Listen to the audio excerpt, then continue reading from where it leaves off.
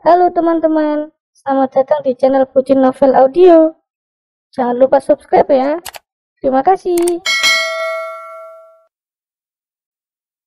Episode 9. Arum menghela napas pelan. Saya enggak mau menutup jalan rezeki orang karena penyewa baru pun sudah siap dagang, Mas. Sudah ada kesepakatan antara pemilik ruko dan penyewa baru. Mereka beneran enggak salah karena yang salah, si Angga. Wah, batin Kalandra benar syok. Terus, Mbak mau kemana? Mumpung saya di sini, saya antar sekalian. Terus, Senin depan gimana? Saya juga masih mau pesan nasi kotak karena orang-orang juga langsung cocok sama masakan Mbak Arum. Arum bingung, ia menunduk lesu. Nanti akan tetap saya buatkan, Mas. Baginya, pamali menolak rezeki terlebih itu berkaitan dengan Kalandra yang telah membantunya. Kalandra sangat berjasa kepadanya. Oh, berarti Mbak Arum sudah punya warung baru, sergah Kalandra yang jujur saja langsung merasa lega. Arum menggeleng lemah. Belum, Mas. Masih pikir sambil cari. Namun untuk pesanan rutin Mas yang tiap hari Senin, saya akan tetap membuatkannya. Oh, lirik Kalandra sambil mengangguk-angguk. Beberapa saat kemudian, mereka menjadi bagian dari pemboyongan barang Arum. Untuk sementara, semua barang itu ditaruh gudang pasar, gudang bersama. Sepanjang itu, Arum yang sudah telanjur menganggap ruko tersebut seperti ruko sendiri, beberapa kali menitikkan air mata. Sambil mengemban Aidan, Arum tampak sangat lemas. Beberapa kali wanita itu menyeka sekitar mata kemudian menghela napas pelan. Arum tampak memaksakan diri untuk tegar. Membuat yang melihat termasuk Kalandra yang mengetahui perjalanan perjuangan Arum, makin tidak tega. Malam ini, Arum akan menginap di rumah Ibu Nur. Pakaian dan keperluan lain sudah diboyong oleh putri wanita itu. Sementara baru saja, Kalandra pamit. Terima kasih banyak, Mas. Titip salam buat istri Mas. Kalau memang istri Mas mengidam mie rebus atau masakan lainnya, jangan sungkan buat menghubungi saya, ucap Arum dan langsung dibalas dengan senyum semeringah oleh Kalandra. Pria itu memasuki mobil dengan senyum ceria. Wah, ternyata Mas Kalandra sudah nikah, Rum, bisik Ibu Nur yang memang ada di samping kiri belakang Arum. Arum yang awalnya tengah melepas kepergian mobil Kalandra, refleks menoleh, kemudian mengangguk-angguk di tengah senyum yang tersisa menghiasi wajahnya. Sudah, Bu, alasan kami kenal pun gara-gara Mas Kalandra malam-malam beli mie rebus buat istrinya yang lagi ngidam. Dalam diamnya, Ibu Nur berujar, Kalandra memiliki ketertarikan khusus kepada Arum hingga pria itu sangat perhatian kepada Arum bahkan Aidan. Namun nyatanya, pria itu justru memiliki istri yang tengah mengidam. Enggak apa sih. Meski awalnya sempat berpikir mereka akan jodoh. Lagian yang namanya jodoh kan memang enggak harus menikah karena sekadar bisa teman baik juga ibarat jodoh jadi teman baik. Dan semoga, Arum juga dapat jodoh yang baik, berkali lipat lebih baik dari Angga, pikirnya. Menyaksikan ruko warungnya sudah dihuni barang keperluan warung orang lain, hati Arum terasa remuk. Sebagian nyawa wanita itu seolah pergi hingga rasa lemas mendadak menguasai. Ibu Ine yang turut menjadi bagian dari acara pindahan di sana, menghampiri Arum kemudian meminta maaf. Hari ini, Arum tutup kesibukannya dengan banyak pembelajaran. Sederet kejadian mengejutkan dan sukses membuat emosinya naik turun. Benar tidak akan pernah Arum lupakan. Bersama Ibu Nur, ia berjalan kaki menuju rumah wanita itu. Oh alah Rum, lupa, tadi Rani bilang kalau obat nyamuknya habis. Mampir beli dulu, yuk, ucap Ibu Nur yang langsung mengubah tujuan langkahnya.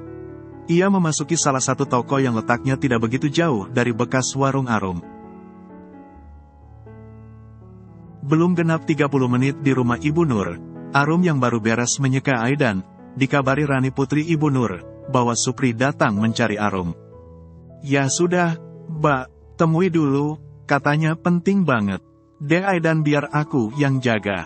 Sudah ganteng wangi juga Dek Aidannya, ucap Rani sambil tersenyum gemas memandangi bayi merah di tengah tempat tidur kamar tamu yang akan menjadi tempat tinggal sementara Arum dan Aidan di sana.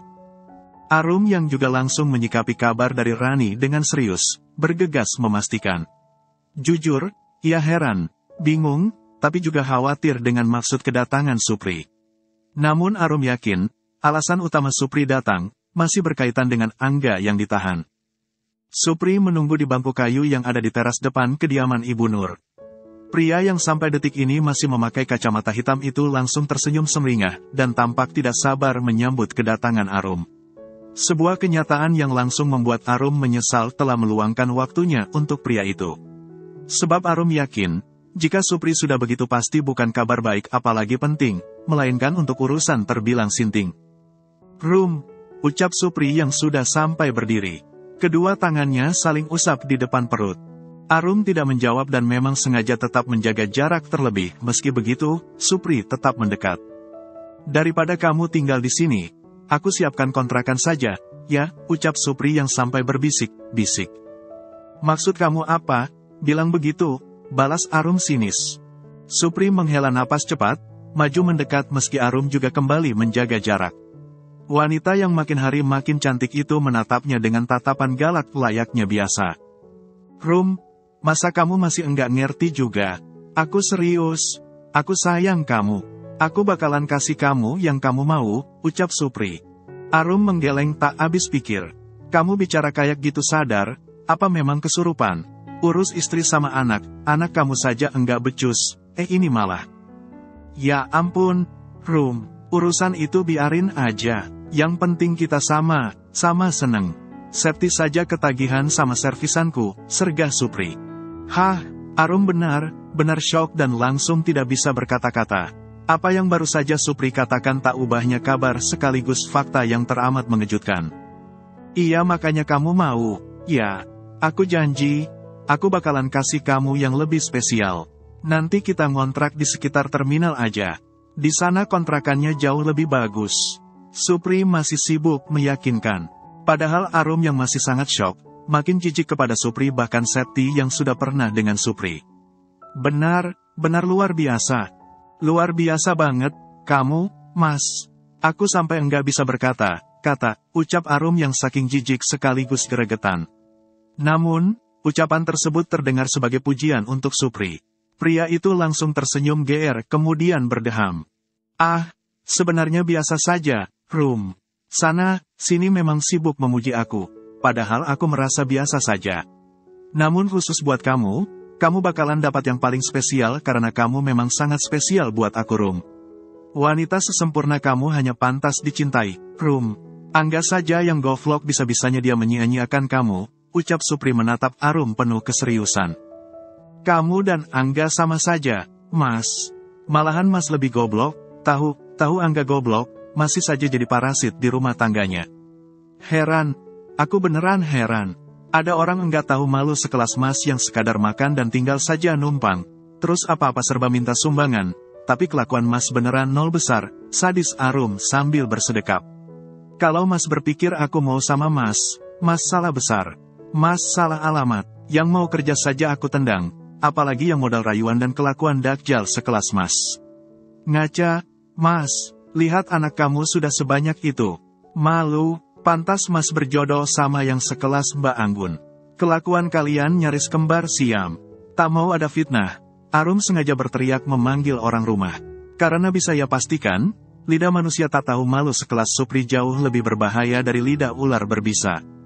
Ibu Nur dan Pak Murji sang suami, bergegas keluar. Keduanya tampak panik lantaran Arum memanggil mereka dengan sampai menjerit. Supri langsung panik, mulai menyadari Arum sangat berbahaya untuknya. Arum berbeda dari wanita yang biasa ia dekati dan kebanyakan mau bahkan asyik saja ia tiduri. "Ada apa, Rum?" tanya Ibu Nur was-was. "Oh, ada Supri, ngobrolnya enggak di dalam aja," ucap Pak Murji. "Mana mungkin dia berani ngobrol baik di dalam, Pak D. Alasannya kesini saja bukan buat bahas hal penting, melainkan ngajakin aku kumpul kebo. Dia bahkan sampai cerita kalau si Septi sudah terbiasa ketagihan sama servisannya," sergah Arum sambil melirik sengit Supri. Arum sangat gregetan kepada Supri karena sekadar kesibukan Supri mengintipnya saja sudah ia anggap sebagai pelecehan. Apalagi tadi pria itu sampai mengajaknya kumpul kebo. Arum merasa, di mata Supri, ia sama sekali tidak memiliki harga diri. Panik, tentu Supri langsung membela diri. Hati kamu kalau ngomong ya, Rum. Lambe-lambe kutis ya kayak gitu. Aku ajak rembuk baik-baik Wong Angga sekarang sudah ditahan dan sebagai kepala keluarga di rumah tangga keluarga istriku. Aku merasa prihatin. Kamu malah asal fitnah saja. Stres kamu. Yakin? Mas mau ngeles? Mas berani sumpah? Mas berani sumpah pocong? Tantang Arum menggebu-gebu. Dadanya terasa pegal saking geramnya ia pada kelakuan Supri. Supri yang awalnya menggebu-gebu langsung melempem. Sadar kedua orang yang Arum panggil sekaligus menjadi saksi di sana langsung menyikapinya dengan serius cenderung curiga. Ia berkata, "Astagfirullah Rum. Aku beneran enggak sangka kamu begini." Pantas Angga selalu bilang enggak kuat di setiap dia curhat. Enggak kuat bagaimana Mas Supri? Serga Ibu Nur ikut terpancing. Pria berkacamata hitam itu langsung menatapnya. Ya mana ada suami yang kuat kalau istrinya kelakuannya enggak beda sama kutis, Bu. Tiap hari chattingan sama laki lain. Janjian, ketemuan ngamar atau malah cukup di pekarangan asal bisa enak-enakan, jelas Supri meyakinkan. Asal kalian tahu, Arum sudah enggak hitungan minta dilayani ke aku. Aku sampai elus dada, enggak sangka gini banget. Seperti yang Arum duga, keberaniannya melawan sikap kurang ajar Supri membuatnya ada di ujung tanduk. Namun, andai orang tak percaya, Arum tidak peduli. Arum akan tetap maju melawan Supri agar pria tak berguna itu kapok. Syukur-syukur, sang pemilik kehidupan memberinya azab nyata agar orang sekelas Supri tak terus-menerus semena-mena. Siapa yang begitu? Kamu apa istri kamu? Jelas hidup Arum lebih miris dari babu gara-gara kalian. 24 jam Arum kerja rodi enggak berhenti-berhenti urus keluarga kamu. Jangankan senang-senang apalagi seperti yang kamu katakan, makan saja Arum jarang. Lambung Arum kronis saking sibuknya menuhin kebutuhan kalian. Saking emosinya, Ibu Nur sampai ngos-ngosan. Padahal ia berdiri di tempat dan tak sampai sibuk jalan apalagi lari. Kamu mau jadi sutradara sinetron azab ngomong kayak tadi. Malahan saya jadi curiga. Apa yang kamu ceritakan justru kelakuan kamu. Jangan-jangan anak Septi malah campuran adonan dari kamu. Makanya Dika yang lebih pinter milih minggat pas diminta tanggung jawab. Lanjut Ibu Nur telanjur emosi. Loh, kok Ibu Nur bilang begitu? Kan tadi sudah saya jelasin, kalau... Supri kebingungan. Supri, sebagai pemilik rumah sekaligus kepala keluarga, saya ingin kamu menjelaskan secara baik-baik. Cari pemuda buat sidang agar kasus ini tuntas karena saya pun jauh lebih percaya ke Arum. Semua orang, bahkan mungkin satu kecamatan kita sudah tahu bagaimana Arum dan kelakuan keluargamu termasuk kelakuan kamu. Ayo kita sidang, panggil RT dan pemuda buat urus, sergah Pak Murji. Panik, Supri sibuk menggeleng. Dalam hatinya mengingatkan, lebih baik ia kabur dan tetap berpura-pura sebagai korban ketimbang bertahan dan bisa jadi dipaksa dihakimi. Kalian beneran enggak jelas, ujarnya sambil buru-buru berlalu dari sana. Arum, Ibu Nur, dan juga Pak Murji saling lirik sekaligus tatap. Orang seperti dia memang susah kapoknya. Bahkan meski diarak warga, kayaknya memang enggak akan kapok. Kecuali kalau sampai kecelakaan, terus jadi cacat enggak bisa ngapain. Atau malah punya penyakit langka semacam HIV. Baru, dia bakalan mingkem, ucap Ibu Nur yang menjadi sibuk istighfar dan meminta Arum untuk jauh bersabar. Anggap saja ini ujian hidup kamu. Pade tahu ini enggak mudah, Pade tahu kamu sudah sangat lelah. Namun percayalah, Allah sedang uji kamu dan akan mengangkat derajat kamu setelah kamu berhasil melewati semuanya, yakin Pak Murji. Berkaca Arum mengangguk kemudian berterima kasih kepada kedua orang tersebut. Hanya itu yang bisa ia lakukan, tegar dan menjalani demi Aidan. Demi pembuktian dirinya mampu bahagia bahkan sukses walau tanpa Angga sekeluarga maupun dukungan keluarganya. Ketika Arum dan pasangan Parubaya tadi belum lama masuk dan pintu pun baru akan Pak Murji tutup, beberapa warga berhamburan lari ke depan. Mereka tampak panik, seolah akan ada yang dipastikan di depan. Pak Murji yang penasaran sengaja bertanya, mewakili apa yang ingin sang istri maupun Arum lakukan. Itu Pak D, ada yang kecelakaan. Si Mas Supri ketabrak truk pas nyebrang jalan. Kepala sama kakinya remuk katanya, ucap pemuda bernama Agus yang buru-buru pamit untuk memastikan secara langsung. Pria kurus berkulit gelap itu buru-buru lari bersama kedua teman sebayanya. Pak Murji, Arum, apalagi Ibu Nur yang baru saja bersumpah serapah langsung terdiam tak percaya.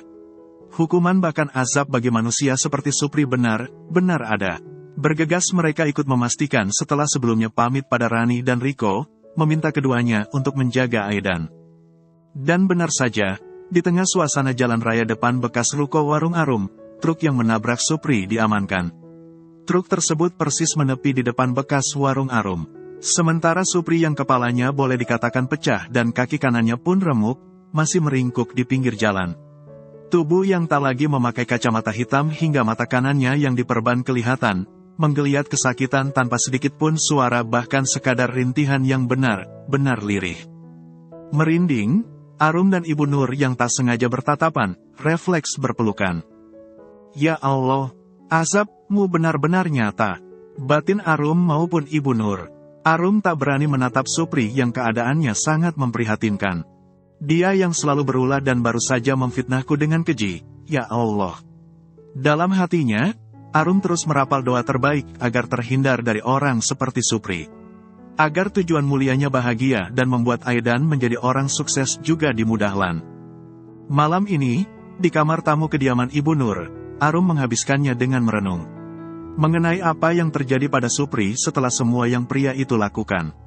Bagi Arum, apa yang terjadi tak ubahnya bukti bahwa azab memang ada. Bahwa Tuhan benar ada dan Tuhan tidak pernah tidur.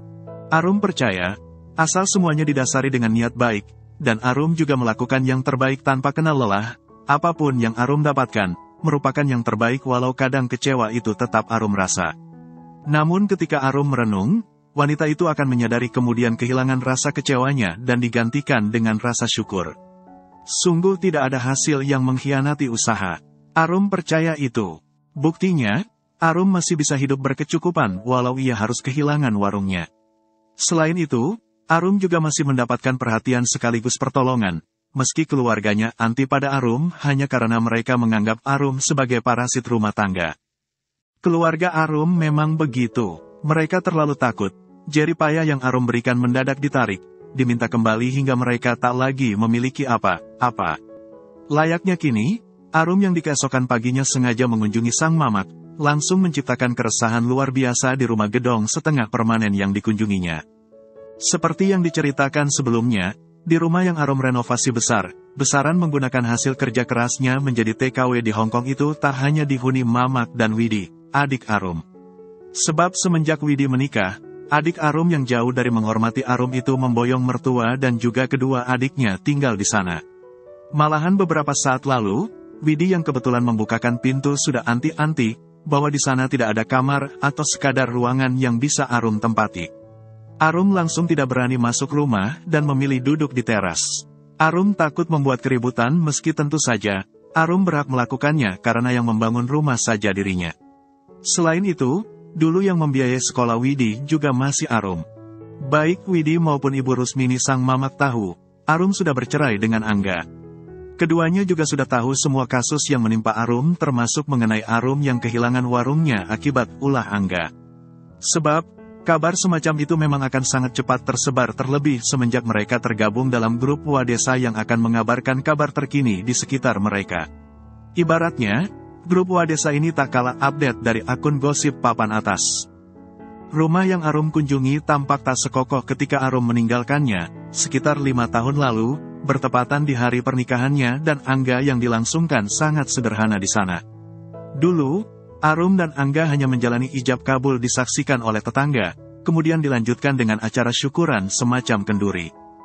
Mamak sudah tahu kabarku, Arum hanya pura-pura, semacam basa-basi. Di hadapannya, sang mamak yang tampak masih segar tapi memang menderita asma, menghela napas pelan sekaligus dalam kemudian mengangguk-angguk. Mereka duduk di teras depan rumah. Aidan juga ada di sana, di pangkuan Arum dan tengah tidur. Angin yang berembus kencang mengingat rumah orang tua Arum yang dikelilingi sawah, membuat Arum menyelimuti rapat tubuh Aidan termasuk bagian kepalanya. Tak ada sajian walau hanya satu gelas air putih. Di sana hanya ada satu ransel tanggung milik Arum, selain satu kantong oleh yang sengaja Arum siapkan khusus karena Arum tak mau datang dengan tangan kosong. Ya sudah, tapi mamak harus gimana, Rum? Merasakan badan pada sakit semua, napas makin hari makin sesak saja sudah sangat tersiksa. Boro mikirin yang lain. Rum. Hari ini Mamak masih bisa makan saja untung, mana bisa kayak yang lain yang bisa kasih-kasih. Harusnya kamu yang masih muda yang urusin Mamak. Mamak sudah ringkih begini, bukannya dimanjakan malah dirobohi banyak beban. Ibu Rusmini menatap tak habis pikir sang putri. Harusnya kamu sadar, apa yang kamu lakukan beneran bikin malu. Geger sana-sini tahu, kamu kayak artis, tapi bukan kabar baik yang diramaikan. Arum menunduk dalam sambil menghela napas pelan. Memang seperti itu, dan selalu begitu. Belum sempat mengeluh, sang Mamak akan melakukannya lebih dulu. Membahas semua keluhan dari masa kecilnya hingga kini beliau renta. Seolah dirinya menjadi orang paling menderita. Selain itu, Ibu Rusmini juga tipikal orang tua yang berat sebelah. Dari semua anaknya, Ibu Rusmini sangat keras kepada Arum hanya karena saat hamil Arum, Bapak Arum serong atau itu selingkuh. Bapak Arum sampai menikah lagi ketika Ibu Rusmini hamil Arum.